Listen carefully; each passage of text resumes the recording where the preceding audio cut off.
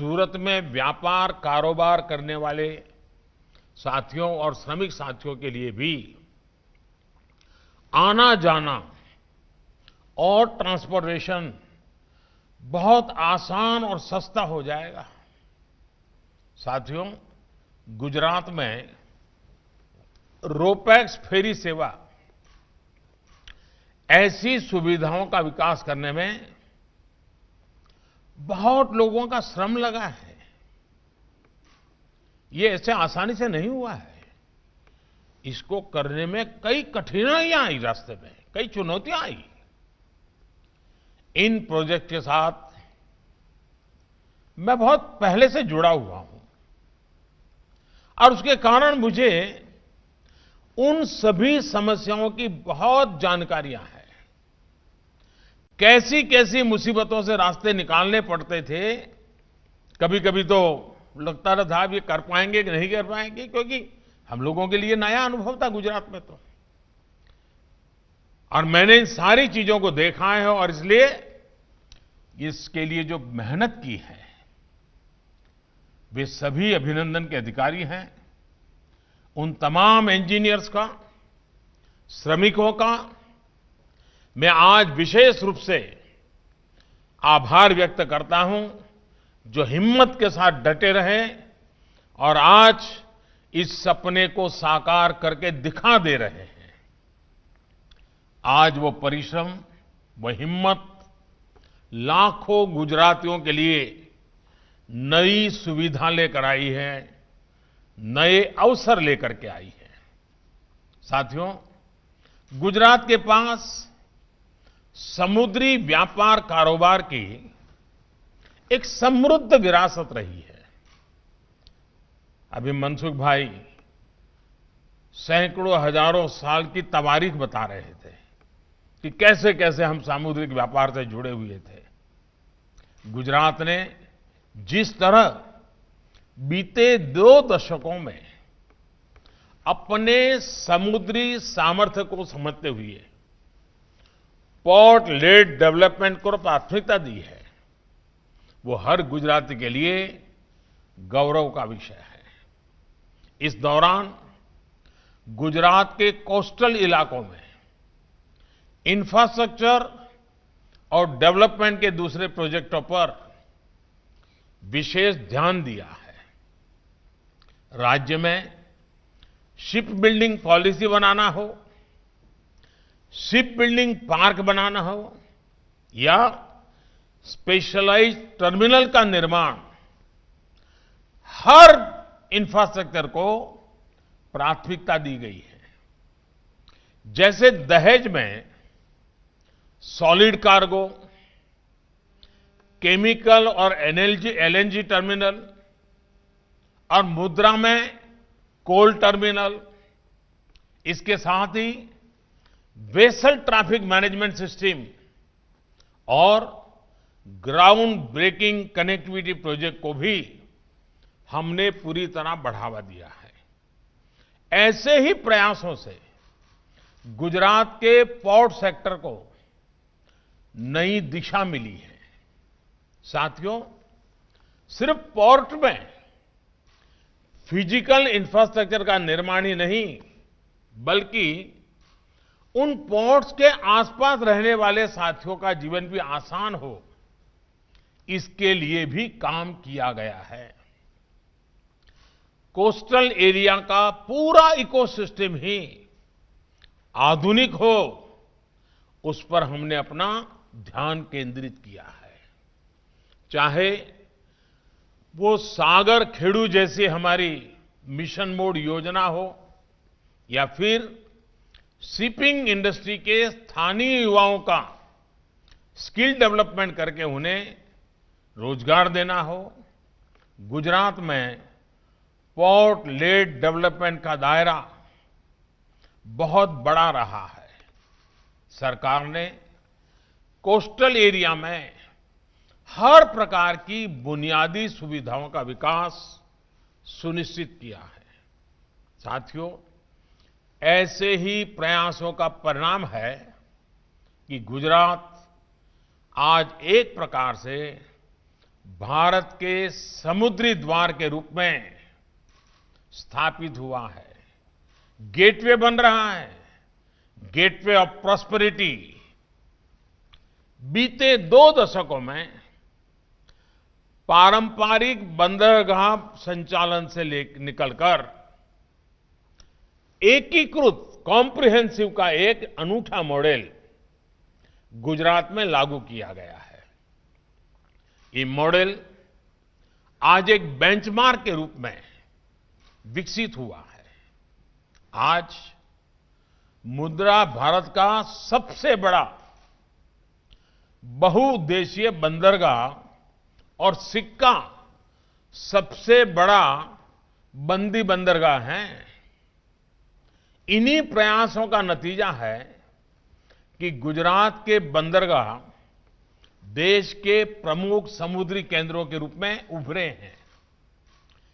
पिछले वर्ष देश के कुल समुद्री व्यापार में से 40% से ज्यादा की हिस्सेदारी गुजरात के बंदरगाहों की रही है।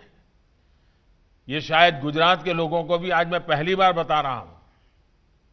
साथियों, आज गुजरात में समुद्री कारोबार से उससे जुड़े इंफ्रास्ट्रक्चर को और कैपेसिटी बिल्डिंग पर तेजी से काम चल रहा है।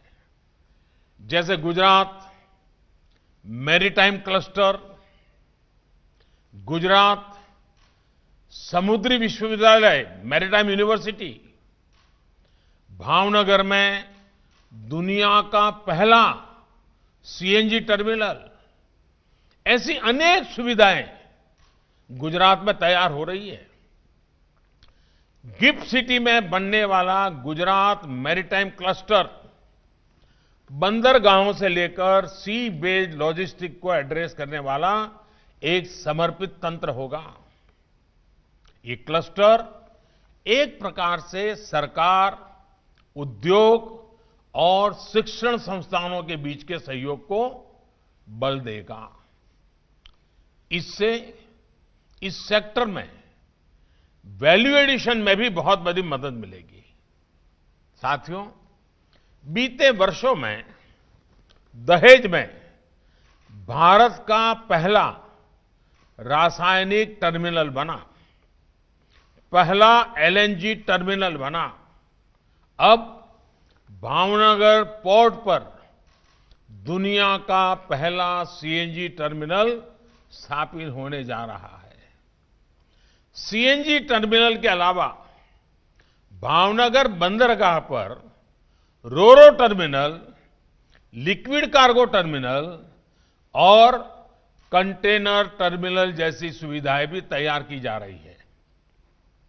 इन नए टर्मिनलों के जुड़ने से भावनगर बंदरगाह की क्षमता कई गुना बढ़ जाएगी। साथियों, सरकार का प्रयास गोगा दहेज के बीच फेरी सर्विस को भी जल्द से फिर शुरू करने का है। इस प्रोजेक्ट के सामने प्रकृति से जुड़ी अनेक चुनौतियां सामने आके खड़ी हुई है। उन्हें आधुनिक टेक्नोलॉजी के माध्यम से दूर करने का प्रयास किया जा रहा है। मुझे उम्मीद है गोगा और दहेज के लोग जल्द ही इस सुविधा का लाभ फिर ले पाएंगे। साथियों, समुद्री व्यापार कारोबार के लिए एक्सपर्ट तैयार हो, एक ट्रेन्ड मैनपावर हो, इसके लिए गुजरात में मैरीटाइम यूनिवर्सिटी बहुत बड़ा सेंटर है। इस सेक्टर से जुड़ी आवश्यकताओं के लिए प्रोफेशनल एजुकेशन देने वाला ये देश का पहला संस्थान है। आज यहां समुद्री कानून और अंतर्राष्ट्रीय व्यापार, कानूनी की पढ़ाई से लेकर मैरीटाइम मैनेजमेंट, शिपिंग, लॉजिस्टिक्स, उसमें भी एमबीए तक की सुविधा मौजूद है। यूनिवर्सिटी के अलावा लोथल में, जिसका अभी मनसुख भाई ने थोड़ा उल्लेख किया था, लोथल में देश की समुद्री विरासत को संजोने वाला पहला नेशनल म्यूजियम बनाने की दिशा में भी काम चल रहा है। साथियों, आज की रोपैक्स फेरी सेवा हो या फिर कुछ दिन पहले शुरू की हुई सी प्लेन जैसी सुविधा, इससे वाटर रिसोर्सेज बेस्ड इकोनॉमी को बहुत गति मिल रही है। और आप देखिए, जल, थल, नभ तीनों में इन दिनों गुजरात ने बहुत बड़ा जंप लगाया है। कुछ दिन पहले मुझे मौका मिला गिरनार में रोपवे के लोकार्पण का। वो टूरिज्म को भी बल देगा, यात्रियों को सुविधा बढ़ाएगा और नभ में जाने का एक नया रास्ता देगा। उसके बाद मुझे सी प्लेन का मौका मिला, एक जगह से पानी से उड़ना, दूसरी जगह पे पानी में उतरना, और आज समुद्र के अंदर पानी के माध्यम से प्रवास करना। यानी एक साथ कितने प्रकार की गति बढ़ने वाली है, इसका आप भली भांति अंदाज लगा सकते हैं। साथियों, जब समंदर की बात आती है, पानी की बात आती है, तो इसका विस्तार मछली से जुड़े व्यापार कारोबार से लेकर सीवीड की खेती से लेकर वाटर ट्रांसपोर्ट और टूरिज्म तक है। बीते वर्षों में देश में ब्लू इकोनॉमी को सशक्त करने के लिए भी गंभीर प्रयास किए गए हैं। पहले ओशन इकोनॉमी की बात होती थी और आज हम ब्लू इकोनॉमी की भी बात कर रहे हैं। साथियों, समुद्री किनारे के पूरे इकोसिस्टम को और मछुआरे साथियों की मदद के लिए भी बीते वर्षों में अनेक योजनाएं बनाई गई है। चाहे आधुनिक ट्रॉलर्स के लिए मछुआरों को आर्थिक मदद हो, या फिर मौसम और समुद्री रास्तों की सही जानकारी देने वाली नेविगेशन सिस्टम हो, मछुआरों की सुरक्षा और समृद्धि ये हमारी प्राथमिकता है। हाल में मछली से जुड़े व्यापार को बढ़ावा देने के लिए प्रधानमंत्री मत्स्य संपदा योजना भी शुरू की गई है। इसके तहत आने वाले वर्षों में फिशरीज से जुड़े इंफ्रास्ट्रक्चर पर 20,000 करोड़ रुपए खर्च किए जाएंगे। इसका बहुत बड़ा लाभ गुजरात के लाखों मछुआरे परिवारों को होगा, देश की ब्लू इकोनॉमी को होगा। साथियों, आज देश भर की समुद्री सीमा में पोर्ट्स की कैपेसिटी को भी बढ़ाया जा रहा है और नए पोर्ट्स का भी निर्माण तेजी से चल रहा है। देश के पास करीब 21,000 किलोमीटर का जो जलमार्ग है, वो देश के विकास में अधिक से अधिक कैसे काम आए, इसके लिए प्रयास किए जा रहे हैं। सागरमाला प्रोजेक्ट के तहत आज देश भर में 500 से ज्यादा प्रोजेक्ट्स पर काम चल रहा है। लाखों करोड़ रुपए के इन प्रोजेक्ट्स में से अनेक पूरे भी हो चुके हैं। साथियों, समुद्री जलमार्ग हो या फिर नदी जलमार्ग, भारत के पास संसाधन भी रहे हैं और एक्सपर्टाइज की भी कोई कमी नहीं रही। ये भी तय है कि जलमार्ग से होने वाला ट्रांसपोर्टेशन सड़क और रेल मार्ग से कई गुना सस्ता पड़ता है और पर्यावरण को भी कम से कम नुकसान होता है। फिर भी इस दिशा में एक होलिस्टिक अप्रोच के साथ 2014 के बाद ही काम हो पाया है।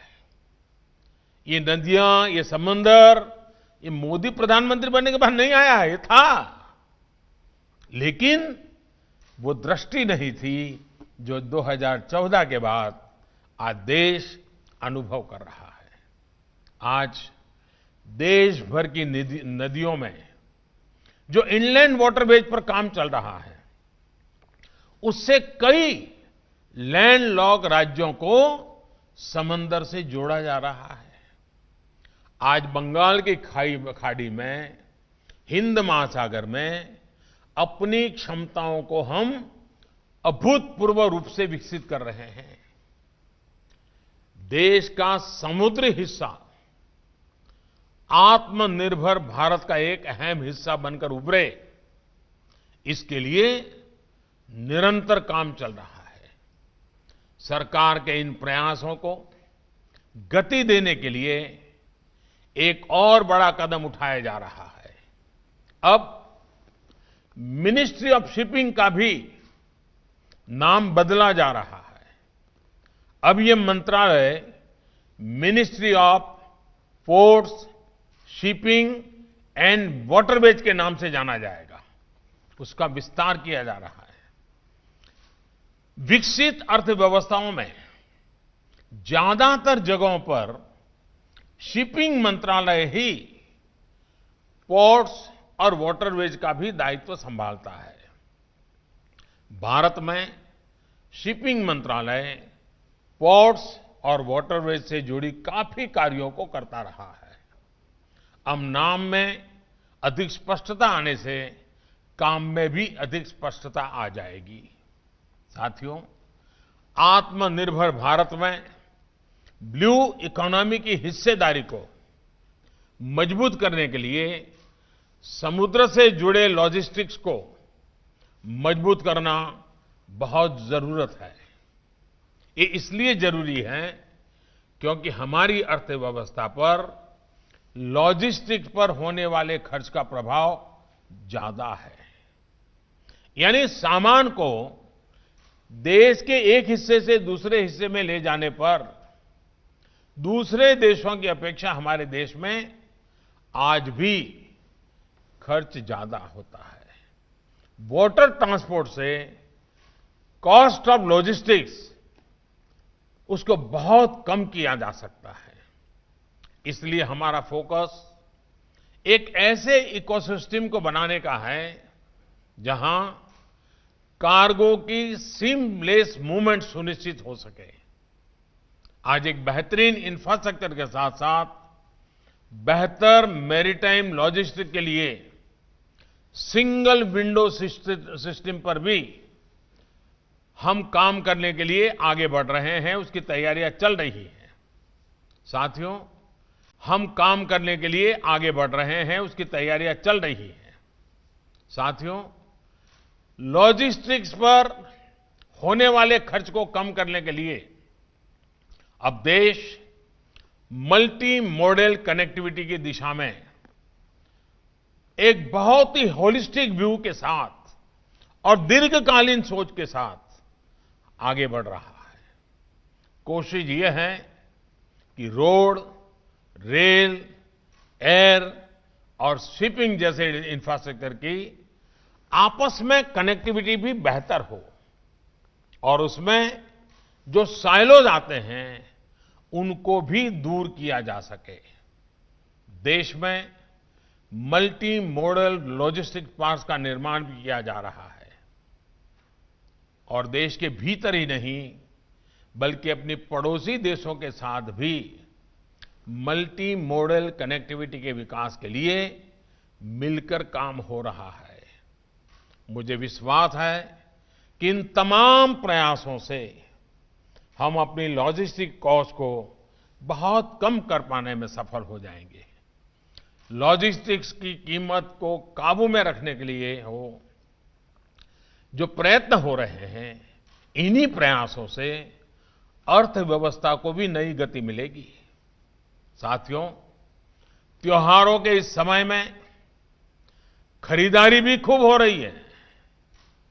इस खरीदारी के समय मैं जरा सूरत के लोगों से थोड़ा आग्रह करूंगा, क्योंकि उनको तो दुनिया में जाना आने का बड़ा रूटीन होता है।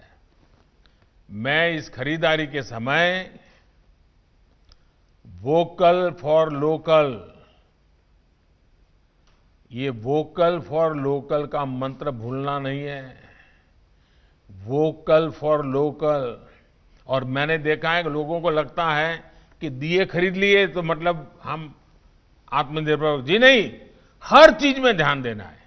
वरना इन दिनों सिर्फ दिए को ही, अरे भाई हम भारत का दिया लेंगे, अच्छी बात है, लेकिन आप अगर खुद देखोगे अपने शरीर पे, अपने घर में इतनी चीजें बाहर की होगी जो हमारे देश के लोग बनाते हैं, हमारे छोटे छोटे लोग बनाते हैं।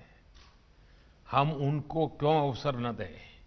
देश को आगे बढ़ाना है ना दोस्तों, तो उसके लिए हमारे इन छोटे छोटे लोगों को, छोटे छोटे व्यापारियों को, छोटे छोटे कारीगरों को, छोटे छोटे कलाकारों को, गांव की हमारी बहनों को, वे जो चीजें बनाती है, अनेक प्रकार की चीजें बनाती है, एक बार लेकर के देखिए तो सही और गर्व से दुनिया को बताइए ये हमारे गांव के लोगों ने बनाया, हमारे जिले के लोगों ने बनाया, हमारे देश के लोगों ने बनाया। देखिए आपका भी सीना चौड़ा हो जाएगा, दिवाली मनाने का मजा और आ जाएगा। इसलिए vocal for local, vocal for local, कोई कॉम्प्रोमाइज नहीं करेंगे। देश आजादी के 75 साल मनाने वाला है, तब तक ये मंत्र हमारे जीवन का मंत्र बन जाए, हमारे परिवार का मंत्र बन जाए, हमारे घर के हर व्यक्ति के मन में ये भाव पैदा हो, इस पर हमारा बल होना चाहिए। और इसलिए ये दिवाली वोकल फॉर लोकल का एक टर्निंग पॉइंट बन जाए। मैं मेरे गुजरात के भाइयों बहनों से जरा हक से भी मांग सकता हूं, और मुझे पता है कि आप कभी निराश नहीं करोगे। अभी नंदलाल भी बता रहे थे ना कि आपने बहुत पहले मुझे कहा था, मैंने इसको लागू किया। देखिए मुझे कितना संतोष हुआ कि कभी नंदलाल जी को एक बात बताई होगी जो उन्होंने सुनी होगी, उन्होंने आज उसको लागू कर दिया। आप भी सब, मेरे लिए तो हर कोई नंदलाल है। आइए हम मेहनत करें, मेरे देश के गरीबों के लिए कुछ करें, दिवाली मनाएं, उनके घर में भी दिवाली मनाएं, दिया जलाएं, गरीब के घर में भी दिया जलाएं, वोकल फॉर लोकल के मंत्र को और आगे बढ़ाएं। मुझे विश्वास है कि कोरोना के इस समय में आप सब भी पूरी सावधानी के साथ त्योहारों को मनाएंगे, क्योंकि आपकी रक्षा वो भी देश की ही रक्षा है। मेरे प्यारे भाइयों बहनों, पूरे देश के सभी नागरिक भाइयों बहनों को मैं आने वाले दिनों में, धनतेरस हो, दीपावली हो, गुजरात के लिए नया वर्ष आएगा, हर बात के लिए, हर त्योहार के लिए बहुत बहुत शुभकामनाएं देता हूं।